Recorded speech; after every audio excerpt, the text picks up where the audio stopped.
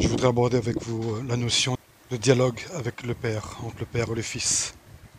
Nous avons tous un père et une mère biologique. Quand un enfant discute avec ses parents, il ne va pas faire de grandes phrases, il ne va pas faire un discours éloquent. Il va parler avec son cœur, avec des paroles de vérité. Car un enfant ne sait pas mentir. Là, je parle d'un enfant avec ses parents. Un enfant parlera toujours avec des paroles pures, des paroles sincères, des paroles qui viennent du cœur. Chaque enfant sur Terre, qu'est-ce qu'il attend de ses parents? Il attend d'avoir de l'amour. Un enfant attend de ses parents de la douceur, de l'amour, de la protection, de la gaieté, de la joie. Il attend que ses parents soient un guide pour lui montrer le chemin, pour le faire grandir, pour élever sa conscience, pour l'éveiller au monde, à tout ce qui se passe autour de lui, dans l'apprentissage au quotidien, l'apprentissage simple de la vie, toutes les tâches de la maison, les valeurs de l'amitié, du partage, les valeurs de l'amour, de la fraternité, de la bonté, de l'intégrité,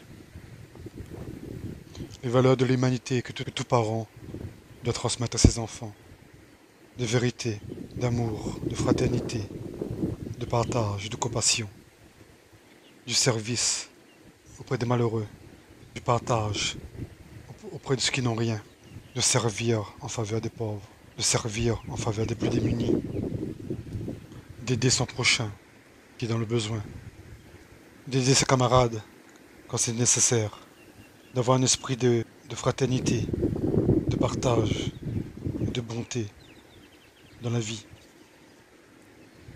dans la relation entre fils et père, ou fille et père, tout simplement la relation entre enfant et ses parents, de sa mère et de son père. C'est une relation saine, une relation qui élève l'âme et l'esprit. Chaque parent, qu'est-ce qu'il attend? Qu'est-ce qu'il souhaite pour son enfant? C'est qu'il grandisse dans le bonheur, qu'il puisse réaliser ses rêves. C'est qu'il ne tombe pas dans les travers de la vie, dans la violence, dans l'addiction, toute forme d'addiction, que ce soit à l'alcool, au tabac, que ce soit aux jeux de hasard, que ce soit aux jeux violents. Ce qu'un parent souhaite de son enfant, qu'il ne soit pas confronté à toute forme de violence dans la vie, qu'il soit physique, verbal ou spirituel, qu'il ne tombe pas dans les travers sexuels, dans les travers de l'arrogance, de l'orgueil, de la vanité. Ce qu'un parent souhaite pour son enfant, c'est qu'il réussisse ses études, c'est qu'il réussisse sa vie, à fonder une famille, à grandir dans la paix, la sérénité, dans l'amour, dans la fraternité, dans la joie, dans l'abondance, dans la prospérité. Ce qu'un parent souhaite pour son enfant, qu'il puisse fonder une famille.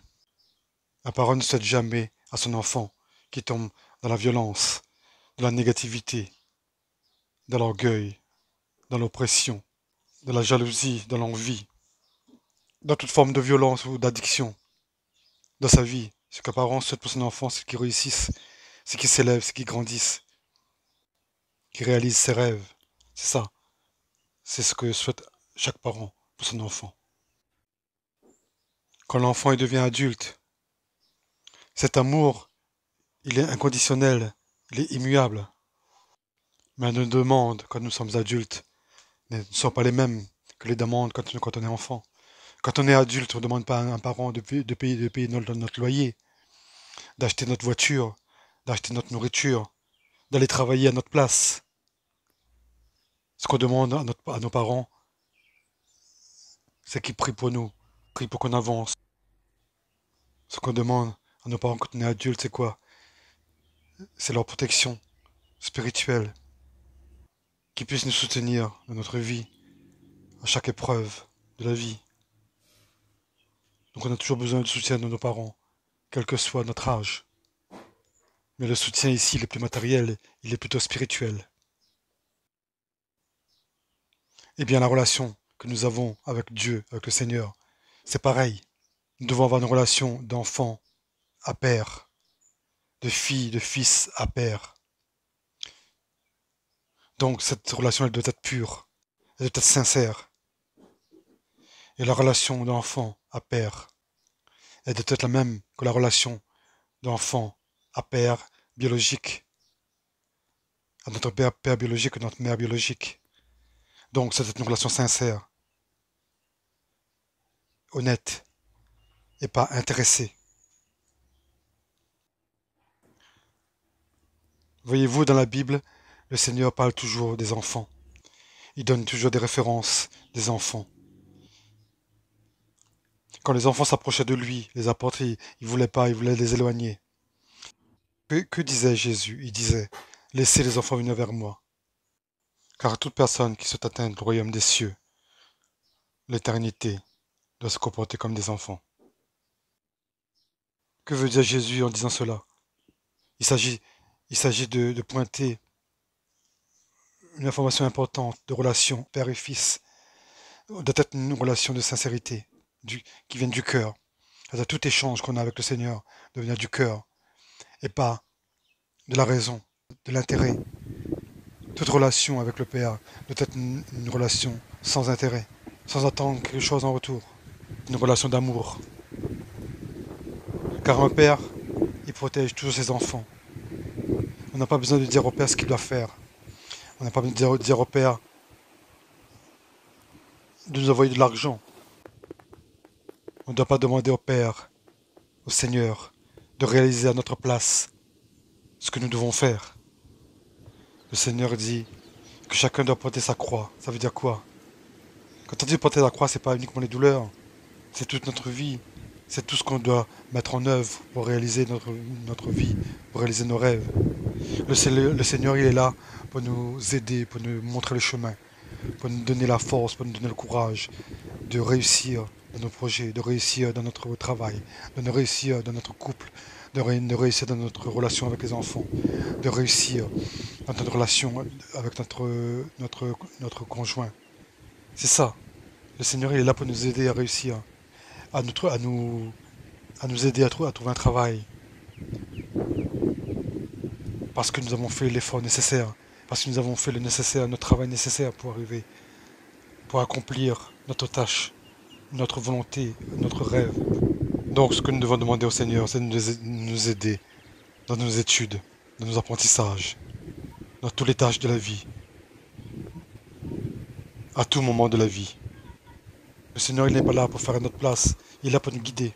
Le Seigneur est là pour nous montrer le chemin. Donc, notre relation avec le Seigneur, notre prière, elle doit être simple, ça doit être un dialogue entre père et fils. Nous ne devons pas aller vers le Père comme si nous allions au supermarché. Nous ne devrions pas aller à l'église comme si nous allions à un supermarché. Nous n'allons pas faire des courses. Il ne s'agit pas d'aller faire des courses, de demander un certain nombre de choses qu'on a besoin dans notre vie, des choses matérielles, que ce soit l'argent, ou le pouvoir, ou toute forme de choses matérielles. Non, quand on va à l'église, quand on va vers le Seigneur, quand on prie vers le Seigneur, que ce soit chez nous, individuellement dans notre chambre, que ce soit des prières collectives. Le Seigneur a déjà choisi notre destin, notre destinée. Donc il sait ce qui est bon pour nous et ce qui n'est pas bon pour nous. Donc, quand nous prions avec le Seigneur, demandons-lui que nos paroles soient alignées sur sa volonté, que nos actions soient alignées avec ses volontés, que nos projets soient alignés avec ses volontés, que nos actions, nos réalisations, nos pensées, tout ce que nous faisons soit aligné avec ses pensées, avec son projet, le projet de vie qu'il a pour nous. Voilà. Voilà comment vous devez prier. Demandez-lui donc de fermer les portes qui ne sont pas pour nous, d'ouvrir les portes qui sont pour nous. Donc, les emplois qui ne sont pas pour nous, demande-lui qu'il les écarte de nous et qu'il nous présente les opportunités qui correspondent au projet divin qu'il a prévu pour nous. C'est ça. Demandez-lui donc de préparer notre chemin, de nous montrer le chemin, que nos yeux soient ouverts pour qu'on voit ce que le Seigneur met sur notre chemin, les opportunités qu'il met sur notre chemin, pour qu'on les saisisse. Et les opportunités qui ne correspondent pas à notre projet divin et qu'il les écarte de notre chemin. C'est ça qu'on devrait demander au Seigneur. Donc, s'il vous plaît, ne demandez pas au Seigneur de gagner au loto. Le Seigneur n'est pas là pour nous faire gagner au loto au jeu de hasard. Demandez plutôt au Seigneur de mettre sur notre chemin les opportunités nécessaires qui nous fassent prospérer, grandir et qui nous fassent trouver un emploi qui corresponde à notre destinée selon la volonté de Dieu. Si un travail n'est pas fait pour nous, qu'il écarte de notre chemin. Si une relation est toxique, qu'il écarte de notre chemin et qui mette sur notre chemin les bonnes personnes, les bonnes relations. Si un comportement, une attitude ou une addiction dans lequel on est tombé, car on est tous fragiles, on est tous humains.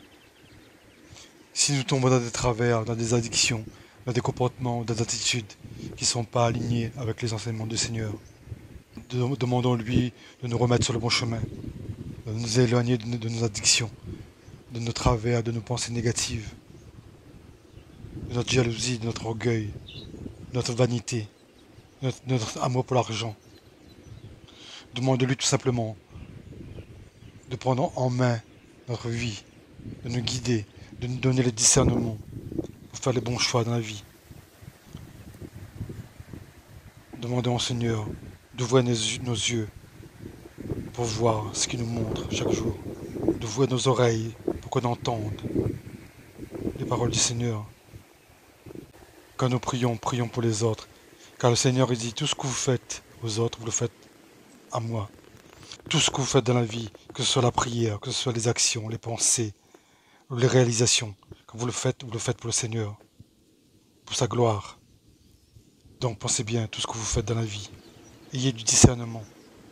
Pesez vos paroles, vos pensées, qui soient alignées sur les paroles divines, qui soient alignées sur les paroles positives et non négatives. Toutes paroles, vos pensées, vos actions doivent contribuer au bien des autres, doivent contribuer à l'élévation spirituelle de l'humanité, à l'élévation de ton prochain. Tout ce que tu fais doit élever l'autre et non l'abaisser. Tout ce que tu fais, tout ce que tu dois dire ne doit pas asservir ton prochain, mais doit l'élever spirituellement. C'est ça, servir le Seigneur. C'est ça, servir son prochain. Car tout ce que nous faisons sur terre, tout ce que nous le disons au Seigneur, nous le faisons au Seigneur. Tout ce que tu fais doit glorifier le Seigneur. Car le Seigneur il dit, tout ce que tu fais alors tu le fais à moi. Donc en glorifiant ton prochain, tu glorifies le Seigneur. Si vous voulez rejoindre le Père, vous devez avoir une attitude comme les enfants, c'est-à-dire une attitude sincère, une attitude honnête. Et que toute cette relation entre le Père et le Fils doit venir du cœur, uniquement du cœur. Donc, une attitude de sainteté, de pureté. Voilà ce qu'attend le Seigneur pour nous. Voilà ce qu'attend le Seigneur de nous sur terre. Amen. Amen.